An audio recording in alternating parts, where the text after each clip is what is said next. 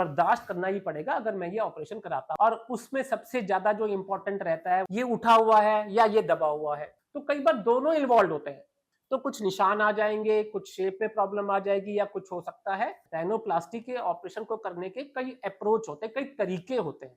तो ये जो हल्का सा निशान यहाँ रहता है वो दिखता नहीं है।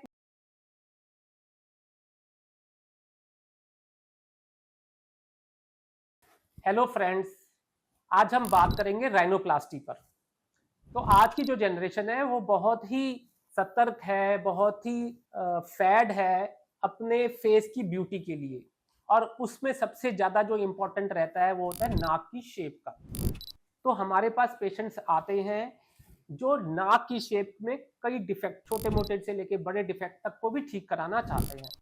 किस टाइप के डिफेक्ट्स हो सकते हैं? नाक की जो ब्रिज है वो थोड़ी दबी हुई है, या ये जो ब्रिज है ये काफी उठी हुई है, ये नाक का जो ये शेप है, जो रूट है वो ब्रॉड है या बहुत ही पतला है, नाक के नीचे वाला हिस्सा, ये वाला हिस्सा बहुत ही ब्रॉड है, ये उठा हुआ है या ये दबा हुआ है।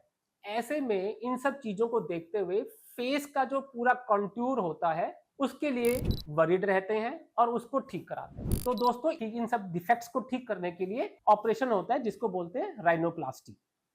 अब राइनोप्लास्टी और सेप्टोप्लास्टी, जो नाक की हड्डी है, जो अंदर की हड्डी है, उसका ऑपरेशन को कहते हैं सेप्टोप्लास्टी, और जो शेप है बाहर की उसको कहते हैं राइनोप्लास्टी। तो कई बार दोनों इन्वॉल्व होते हैं, एक साथ दोनों करने पड़ते हैं, और कई बार केवल शेप के लिए करना पड़ता है, और कई बार नाक की ब्लॉकेज को ठीक करने के लिए केवल सेप्टोप्लास्टी करना पड़ता है। तो तीनों में अलग अलग फर्क है, दोनों करना है, एक करना है, कौन सा करना है। अगर हम राइनोप्लास्टी की बात करें तो वो बेसिकली होता है ब्यूटिफिकेशन के लिए। और इसका तरीका क्या होता है? लोग सोचते हैं कि मैं ऑपरेशन कराता हूं या कराती हूं तो कुछ निशान आ जाएंगे, कुछ शेप में प्रॉब्लम आ जाएगी या कुछ हो सकता है। उसके सारे फियर्स को डिस्पेल करने के लिए आज मैं ये आपको वीडियो बना रहा हूं। इसमें मैं ये बताना चाहता हूं, सर्जरी तभी कराएं जब आपको लगे कि मेरे को अच्छी खासी डिफेक्ट है और मुझे ठीक कराना है। छोटी मोटी डिफेक्ट में अगर आप कराते हैं तो देखो ये सर्जरी है, 19-20 होना लाजमी है। हम कहें कि हमने तो अच्छा सा कर दिया ऑपरेशन, आपके नाक का शेप बहुत अच्छा बना दिया, आप कहोगे कि नहीं मुझे वो शेप तो नहीं मिला जो मैं चाहता था या चाहती थी। तो जो छोटे मोटे डिफेक्ट है ना, उसके लिए राइनोप्लास्टी तब तक ना कराएं अनलेस अनटिल आप कुछ एक मॉडल है या मॉडलिंग करते हैं या कोई फोटोग्राफी में है, इन चीजों में है तो आप कराइए, अदरवाइज इग्नोर करिए।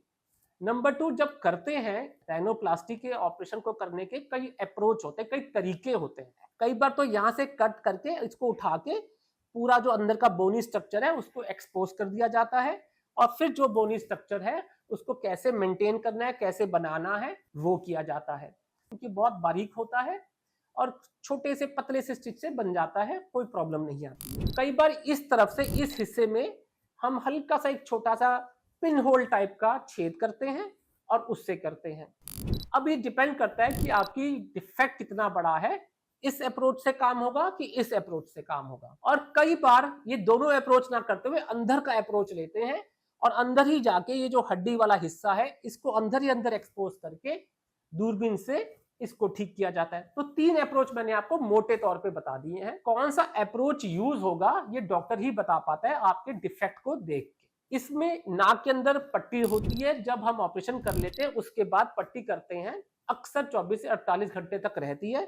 उसके 2 फायदे होते हैं, एक तो ब्लीडिंग रुक जाती है और जो हमने शेप दिया होता है उसको मेंटेन करने के लिए होता है। 24 से 48 घंटे बाद उसको निकाल दिया जाता है, फिर आपको प्रॉपर नाक से सांस आनी शुरू हो जाती है। तो 24 से 48 घंटे का टाइम होता है जिसमें आपको मुंह से सांस लेना पड़ता है। थोड़ी सूजन यहाँ आ जाती है और इस हिस्से में आ जाती है और थोड़ा सर दर्द रहता है 24 से 48 घंटे में, नॉट वेरी मच बट हल्का फुल्का रहता है, जो आपको सोच के चलना पड़ता है कि मेरे को ये तो बर्दाश्त करना ही पड़ेगा अगर मैं ये ऑपरेशन कराता हूं या कराती हूँ।